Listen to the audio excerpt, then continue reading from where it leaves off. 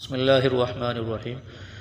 آپ حضرات چھٹا پارہ سورہ نساء کی آیت نمبر 155 کی تفسیر سماعت فرما رہے ہیں۔ تو آپ حضرات نے یہ بات سن لی تھی کہ اللہ تعالیٰ نے ان آیات میں یہودیوں کی بہت ساری بری عادات کا ذکر فرمایا ہے تاکہ اہل ایمان ان سے بچیں۔ تو یہ جو ان کی ایک عادت تھی نا کہ اللہ کی آیتوں کا انکار کر دیتے تھے، اللہ کی آیتوں کے ساتھ کفر کرتے تھے۔ یہاں ایک مسئلہ سمجھیں کہ اللہ کی آیتوں سے مراد قرآن پاک کی آیات بھی مراد ہو سکتی ہیں اور اسی طرح اللہ کے احکامات بھی مراد ہو سکتے ہیں۔ تو بعض لوگوں کو یہ مسئلہ پتہ نہیں ہوتا، اس لیے عرض کر رہا ہوں، آپ حضرات بھی توجہ سے سماعت فرما لیں کہ اللہ تعالیٰ کے جو احکامات ہیں یا اللہ تعالیٰ کی دین کی جو نشانیاں ہیں ان کا مذاق اڑانے سے بھی بندہ کافر ہو جاتا ہے، یا ان کے بارے میں کوئی نازیبہ جملہ کہنے سے بھی بندہ اسلام سے باہر ہو جاتا ہے۔ یہ چونکہ جہالت ہمارے معاشرے میں عام ہے نا، تو اس لیے بعض لوگوں کو ان مسائل کا پتہ نہیں ہوتا، اس لیے میں نے کہا کہ تھوڑی سی وضاحت آپ کے سامنے کر دوں۔ مثلا نماز، روزہ، حج، زکوٰۃ، ٹھیک ہے، تو اگر ان کا کوئی بندہ مذاق اڑائے تو وہ بندہ بھی کافر ہو جاتا ہے۔ اسی طرح اگر کوئی بندہ داڑھی ہے، برقع ہے، اسی طرح مسجد ہے، تو یا کوئی بھی جو دین اذان ہے، مثال کے طور پر اذان ہے یا کوئی بھی دین کی نشانی ہے، تو اگر ان کا بندہ مذاق اڑائے تو اس سے بھی بندہ اسلام سے خارج ہو جاتا ہے۔ تو بڑی احتیاط کی ضرورت ہے، یہ خاص طور پر گھروں میں بتایا کریں۔ یہ بعض جو عورتیں جب لڑتی ہیں نا اپنے خامدوں سے، یا بعض اوقات اپنے گھروں میں کسی فرد سے، تو اس کی داڑھی کے بارے میں بڑے غلط الفاظ بولتی ہیں، نہیں سمجھ آئی؟ تو بھی وہ انسان ہے، آپ اس سے اختلاف کریں، اس کو آپ سمجھائیں جو بھی کہنا ہے، لیکن داڑھی کے بارے میں آپ کیوں ایسا جملہ کہتے ہیں؟ نہیں سمجھ آئے؟ ایسے علماء نے لکھا ہے مثلا کوئی بندہ یہ کہتا ہے جو روزہ وہ رکھے جس کے گھر میں دانے نہ ہوں، نہیں سمجھ آئے؟ اللہ کو ہمیں بھوکا پیاسا مار کے کیا ملتا ہے؟ یہ کفریہ جملے ہیں۔ تو اس طرح بہت سارے، یہ میں نے بطور مثال کے بتایا، تو ہمارے معاشرے میں چونکہ یہ چیز عام ہے، وہ فلاں بندے داڑھی رکھ، وہ جی ایسا ہے، وہ داڑھی کو برا والا کہیں۔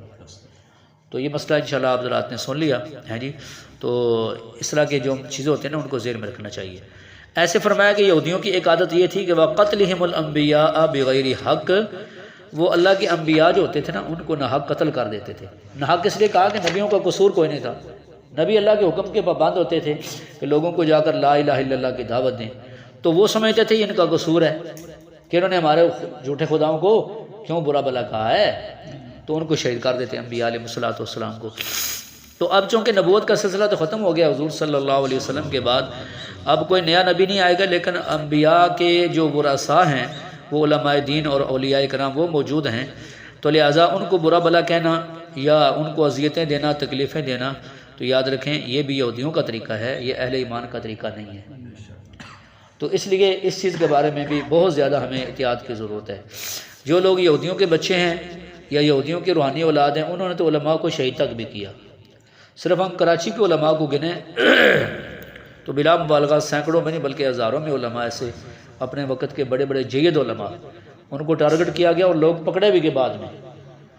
تو وہ بالکل وہی لوگ تھے جو غیر مسلموں کے اعلیٰ کار ہوتے ہیں، اور وہ سمجھتے ہیں کہ یہ عالم دین، اس کی لوگ بات سنتے ہیں، معاشرے میں ان کی بات کی اہمیت ہوتی ہے، یہ لوگ ان کی آواز پہ اٹھ کھڑے ہوتے ہیں، لہذا ان کو راستے سے ہٹاؤ۔ تو صرف کراچی میں بلکہ پورے ملک کے اندر بھی ایسے سینکڑوں علماء جن کو شہید کیا گیا اور مختلف طریقوں کے ساتھ۔ تو یہ کون لوگ ہوتے ہیں میرے بھائیوں؟ یا یہودی یا یہودیوں کے اعلیٰ کار، ٹھیک ہے جی۔ باقی یہ ان کی غلط فہمی ہے کہ اگر ہم علماء کو شہید کر دیں گے تو اللہ کا دین ختم ہو جائے گا۔ اللہ تعالیٰ نے اس دین کی، قرآن کی حفاظت کی ذمہ داری خود لی ہے، اللہ تعالیٰ ایسے لوگوں کو پیدا کرتے رہیں گے، لیکن ہم ذرا نا اپنے اوپر غور کیا کریں اور آس پاس نظر رکھا کریں۔ کچھ لوگ ہوتے ہیں نا تو وہ مفت میں علماء کے ساتھ دشمنی کرتے ہیں، یا اپنے امام مسجد کے ساتھ مفت میں دشمنی پالتے ہیں، نہیں سمجھ آئی؟ ابھی پچھلے دنوں ہمارے ایک ساتھی ہیں امام مسجد ہے، تو ان سے ملاقات ہوئی تو بیچارے بڑے پریشان تھے، ہیں جی۔ تو پریشان کیوں تھے؟ وہ بتا رہے تھے جی میرے کچھ نمازی ہیں، بلا وجہ انہوں نے میرے ساتھ دشمنی مول لی ہے، کوئی وجہ بھی نہیں ہے، ٹھیک ہے جی۔ کیوں جی؟ ہمارے امام صاحب اچھے کپڑے کیوں پہنتے ہیں؟ انہوں نے زمین کیوں خرید لی ہے؟ انہوں نے جناب اپنا اچھا مکان کیوں بنا لیا؟ تو وہ میرے مخالف ہو گئے، کوئی بات ہے کرنے والی، ٹھیک ہے جی۔ تو یہ کچھ لوگ ہوتے ہیں نا، ان کو خدا واسطے کا بیر ہوتا ہے اپنے علماء کے ساتھ، تو ایسا نہیں ہونا چاہیے. یہ بات یاد رکھیں. یہ ہم اس لیے نہیں بتاتے کہ لوگ ہمارا احترام کریں، اس لیے بتاتے ہیں کہ لوگ اپنا فائدہ سوچیں. ٹھیک ہے جی، یہ لوگوں کا اپنا نقصان ہوگا، تو دین کا بھی نقصان ہوگا اور آخرت کا بھی نقصان ہوگا. یہ فضائل اعمال میں لکھی ہوئی حدیثیں، وہ 3 حدیثیں لکھی ہیں شیخ صاحب نے، تو اس لیے کہہ رہا ہوں کہ چونکہ یہ ساتھی پڑھتے بھی رہتے ہیں، تو اس میں لکھا ہوا ہے نا کہ حدیث مبارکہ ہے، مفہوم ہے. رسول اللہ صلی اللہ علیہ وسلم نے ارشاد فرمایا کہ 3 آدمی پکے منافق ہیں، وہ نمازیں پڑھے، روزے رکھیں، جو مرضی کریں. ایک فرمایا وہ آدمی، تو یعنی 3 آدمیوں کی توہین کرنے والا، ان کی بے ادبی کرنے والا بندہ پکا منافق ہے، وہ نمازیں پڑھے یا روزے رکھے. ایک فرمایا عادل حکمران، جو انصاف کرنے والا حکمران ہے، اس کی بے عزتی کرنے والا یا اس کی توہین کرنے والا، وہ بندہ پکا منافق ہوتا ہے. ایسے فرمایا کہ بزرگ آدمی، سفید ریش، جس کے بال سفید ہو جائے، تو اس کی بے ادبی کرنے والا، اس کی توہین کرنے والا، تو وہ بھی آدمی منافق ہوتا ہے. ایسے عالم دین کی توہین کرنے والا، وہ بھی کیا ہوتا ہے؟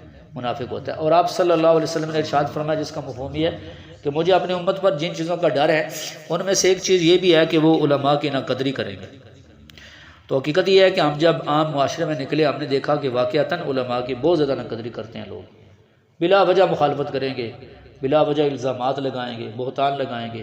جو علماء سیاست میں ہیں ان کے ساتھ بھی، اور جو علماء عام مسجدوں کے امام ہوتے ہیں، لوگوں کو دین سکھاتے ہیں، تو ان کی بھی مخالفت کریں گے. ٹھیک ہے جی. تو یہ چیز نہیں ہونی چاہیے کہ بھئی اللہ کے بندوں، ہمیں چاہیے کہ ہم اللہ کا شکر ادا کریں کہ اللہ تعالیٰ نے ہمیں آپ صلی اللہ علیہ وسلم کی ختم نبوت کی برکت سے اللہ تعالیٰ نے ہمیں علماء دین کے ساتھ وابستہ کیا ہے، کہ جو تھوڑی تھوڑی تنخواہوں پر گزارا کر کے ہمارے مستقل آنے والے نسلوں کی دین کی فکر کرتے ہیں جی. اب آپ معاشرے میں دیکھیں نا کہ ایک بچہ جو 8-10 سال لگا کے وہ کوئی عہدہ حاصل کرتا ہے، کسی منصب پہ بیٹھتا ہے، تو وہ کتنے مراعات انہیں ملتی ہیں. اور یہ اس دور میں آپ کو سوائے علماء کے، ان کاریوں کے، کوئی بندہ ایسا نہیں ملے گا جو اتنے کم تنخواہ میں 24 گھنٹے وہ ہر وقت تیار ہیں. کوئی بھی آپ کو بلائے، جنازے کے لیے پہنچ جاتے ہیں، نکاح کے لیے پہنچ جاتے ہیں، کوئی مسئلہ ہو جائے دین کا تو پہنچ جاتے ہیں، ہر وقت اپنے آپ کو تیار رکھتے ہیں. تو ہمیں ان کا احسان مند ہونا چاہیے، نہ یہ کہ بندہ ان پر الزام لگائے، بہتان تراشیاں کرے، غلط فہمیاں پھیلائے. نہیں سمجھ آئی؟ تو یہ چیز نہیں ہونی چاہیے. ہاں علماء انسان ہیں، ان سے بھی غلطی ہو سکتی ہے، گناہ ان سے بھی ہو سکتا ہے، خطا ان سے بھی ہو سکتی ہے، تو ان کو علیحدہ کر کے سمجھا دیا جائے، اچھے انداز میں سمجھا دیا جائے. ٹھیک ہے جی. تو یہ بعض لوگ ہوتے ہیں نا، یہ اس لیے باتیں ذرا وضاحت کے ساتھ بتائی جاتی ہیں کہ بعض لوگ بیچارے اپنا خود ہی نقصان کر لیتے ہیں. نہیں سمجھے؟ تو یہ چیز ذہن میں رکھنی چاہیے کہ انبیاء علیہ الصلوۃ والسلام، ان کا سلسلہ تو ختم ہو گیا، لیکن اب انبیاء علیہ السلام کے ورثہ تو حضرات علماء کرام اور اولیاء کرام وہ باقی ہیں. آپ اندازہ لگائیں اس حدیث سے کہ آپ صلی اللہ علیہ وسلم نے ارشاد فرمایا تھا کہ جو میری امت کے علماء ہیں نا، فرمایا کہ ان کی جو فضیلت ہوگی نا عام لوگوں پر، وہ ایسی ہے جیسے مجھ نبی کی فضیلت عام لوگوں پر ہے. اب آپ اندازہ کریں. اور ایک روایت میں یہ فرمایا جیسے چاند کی فضیلت ستاروں پر ہوتی ہے، تو عالم دین کی جو فضیلت ہے وہ بھی ایسے ہی عام لوگوں کے اوپر ان کی فضیلت بھی ایسی ہوتی ہے. تو میں تو کئی دفعہ آپ حضرات کے سامنے عرض کر چکا ہوں کہ جو علماء زندہ ہوتے ہیں نا، اگر ان کے بارے میں آپ کوئی بات سنتے ہیں تو ان سے آ کے تحقیق کیا کریں.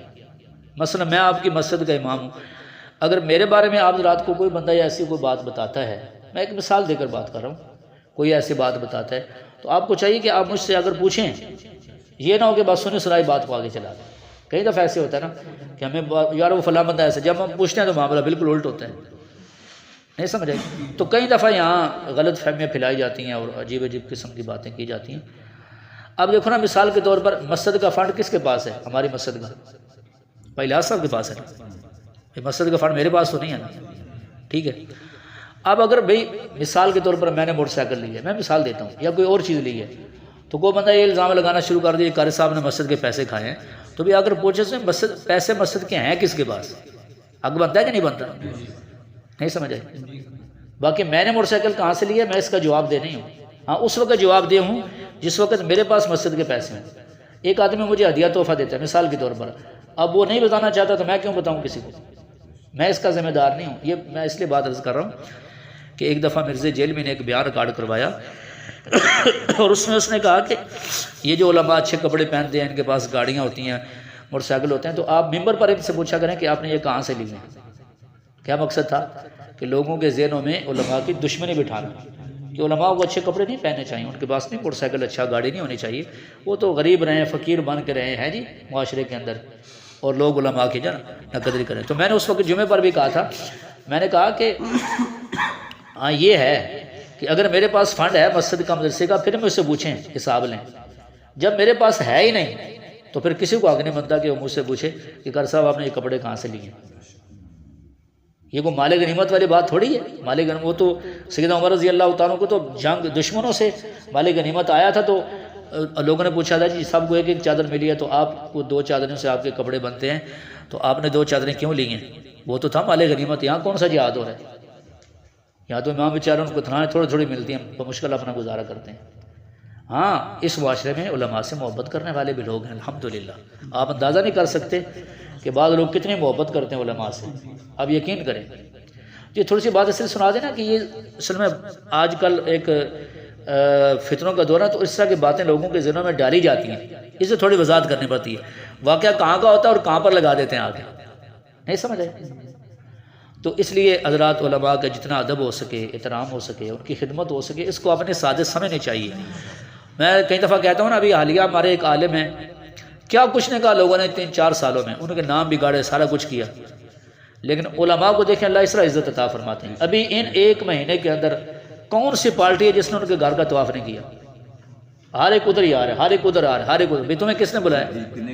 ہاں، اور ان کے کتنے باورچی خانے، ان کے کچن میں کام کرنے والے کتنے ملازم بھاگ گئے، نئے بھرتی کرنے پڑے۔ انہوں نے کہا ہمیں تو بن بلائے آ جاتے اور ہمیں کھانے پکا پکا کے ہم تو تنگ آ گئے، نہیں سمجھ آئی؟